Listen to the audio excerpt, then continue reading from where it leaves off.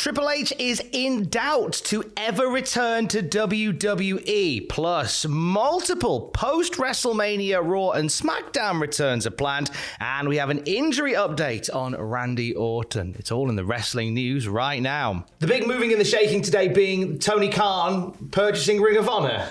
Like you would purchase a Hornby Railway set. Yeah, this is my first day back, so it's kind of like, you know, have you ever seen like that? This is your brain on drugs. It's like, this is your brain on Tony Khan's money. And my brain is currently just popping and fizzing away. I don't know what's going on.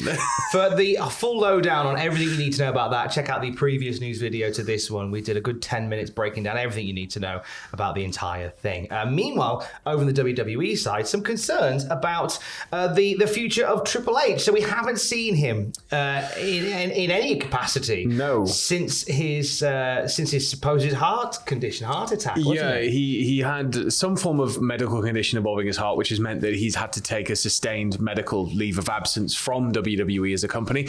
But yeah, ever since then, I guess understandably, it's been very quiet on the Triple H front as he rests and he recovers and, you know, works out his path forward. Well, the path forward may not involve WWE, because as well as seeing the dismantling of everything that he built on NXT, there was quite a notable departure behind the scenes. PW Insider reporting that Lizette Pineda, who was the manager of global talent strategy and development for WWE, was let go by the company recently. Now, Pineda worked very closely with Paul Levesque in a role that was described by PW Insider as Levesque's top executive assistant. Without him around, some in the company relayed to PW Insider that it was a matter of time before she went as well. And her departure sparks discussion as to whether or not Paul Levesque is ever coming back at all, because in the time that he's been away, the company has terraformed into something completely different. Yeah, it's I don't think we've seen the last of Triple H. I just think it may be a very long time before we see him again. No. And I think that it could be, a matter of fingers crossed, hopefully not years, but, so long as he's healthy and he's happy, if it means he can't return to the wrestling industry, then unfortunately that's just going to have to be how it is. And there's a lot of high hopes for a return eventually, but those hopes seem to be somewhat dwindling because, again, PW Insider reporting that people who used to be in constant communication with Paul Levesque have barely spoken to him in recent weeks and months. So he's sort of furthering himself, getting further and further away from the business. It might be people, leaving off. If it's people from within the company, you might not want to be approaching the person who's taken time off because of, potentially a stress-related incident. We don't know if it is, but it potentially, anything that can exacerbate a heart problem should be avoided. So yes. It could also be that side of it. There is no timeline for a potential return, if any, for Triple H, obviously. But the exit of Pineda has been seen as a sign by some that it'll be sometime, at the very least, at some time before he's even close to making a return. Obviously, we wish him all the best. Yeah. Obviously, we wish him all the best. Talking of returns, there's a few notable people who have been missing from WWE television in the previous months, and it looks as if there are some things planned for them post-WrestleMania, isn't there? Well, we need some form of plan in place. So when we're looking at these names, PW Insider is providing updates for Alexa Bliss, Bayley, and Asuka. So Alexa Bliss, apparently, even though she just returned to WWE TV, what's next for her is apparently likely not to happen until after WrestleMania. Bayley, the current plan is for her to return to TV regularly after WrestleMania. And Asuka is just waiting around ready for something. How do you not have anything for Asuka? Asuka's she's ready and waiting to return to WWE once they have a plan in place for her, but she's ready to go after shoulder surgery, so she's just biding her time. We were talking Alexa Bliss on the news yesterday, because even Alexa Bliss is somewhat confused by the lack of Alexa Bliss since the Elimination Chamber. Yeah. Like, why, you bring her back to a lot of fanfare and then just go, we're just going to take your telly again. Yeah, I didn't know if it was something similar to, like, I know that WWE product airs in a delayed manner in some markets. So when it was like, oh, Alexa Bliss, what? I thought you were cured. I thought everything was fine. Like, it could be that Saudi has a slower reception of WWE, because I know Japan, sometimes they're like a month behind. Maybe. So it could have just been sort of like and then pull you back in like a big name. Very, very possibly. Bayley's return, I'm really excited for. Yeah, can't come quick enough. I'm ready to see Bayley back in here again. There was some speculation about a Rumble return because I feel like she's at a point now where she is almost good to go. But I feel like she's going to be somebody that is going to be great post-WrestleMania. I have this feeling in my waters that that she's going to find Bianca Belair once again post-WrestleMania. In your waters? Feeling in my waters. Just all of your waters. All my waters. All of it. Just all in every cell of my body. Most of my waters are now gravy these days, to be perfectly honest. Because I feel there's unfinished business. Oh, beef dripping. There is unfinished business with Bayley and Bianca Belair. Yeah, I mean, there's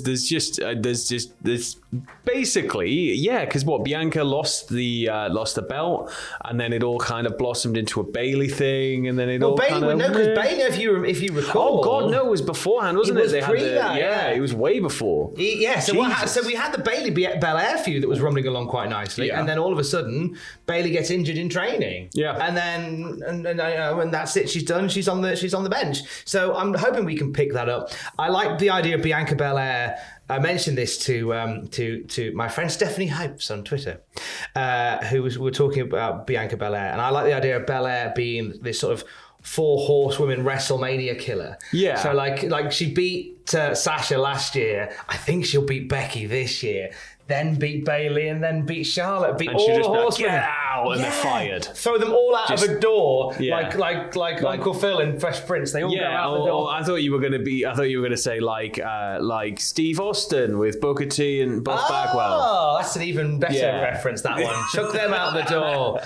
Talking of Steve Austin though. Yes. Broken Skull Sessions back soon. Ooh. New guest announced. Steve Austin shared a lovely photo of him and Bully Ray. Do you know who I am? I am. We will know who he is when they sit down for a chat for Broken Skull Sessions. Steve Austin teased this as the one you have all been waiting for. Oh, there's going to be a lot of buttons pushed in this one, isn't there? There's going to be a lot of heat in this one. Yeah, a lot of heat, but that's what you have to, right? That's what you need in life. You need heat something. Turn the thermometer down in that studio. There's going to be a lot of heat. Yeah. I'm The human radiator is here to be interviewed, Steve. Literally, let's go. The first thing I'm thinking before even the interview starts, I go, does Steve Austin call him Bully Ray or Bubba? Or Mark. Or Mark. Yeah. No one calls him Mark. No one calls him Mark. Maybe they should. Well, maybe they should. Call him Mark just to amuse us. Fine Alomar, Randall Keith. There were some WrestleMania concerns for him when he took a frog splash from Montez Ford and seemed to buckle his shoulder. Obviously, a man with a history of shoulder injuries. There was concern because the match ended very abruptly shortly after that one. Fightful Select reporting that initial indications are that Orton had just a stinger or a tweak, which is a great relief. It seems what happened was that Montez Ford hit the frog splash, and the way Orton was positioned, it caused a stinger and it winded him. So that's kind of where the match went off the rails. But the initial concern is for a guy who's had shoulder problems for a lot of his career. No, not this close to WrestleMania, lads. No. Randy's got, I think he's got like a hyperextension problem with his joints. So like, I know he once injured himself by taking out the garbage. I remember that being a rumor, like, because his shoulder, like his joints kind of pop in and out a lot easier than other people's. So it could be, hopefully something he can recover from quickly, but we need him to recover fully before obviously we see. Before you ask the question, a hyperextension is when you play Sonic 3 and Knuckles and you get all the normal emeralds and then all the master emeralds, you collect 50 rings, jump in the air, and you become hyperextension. That is a wonderfully niche joke. And if you get it, you're my best friend. More news throughout the day at cultaholic.com. Stay safe. Tatty bye. Love you, bye.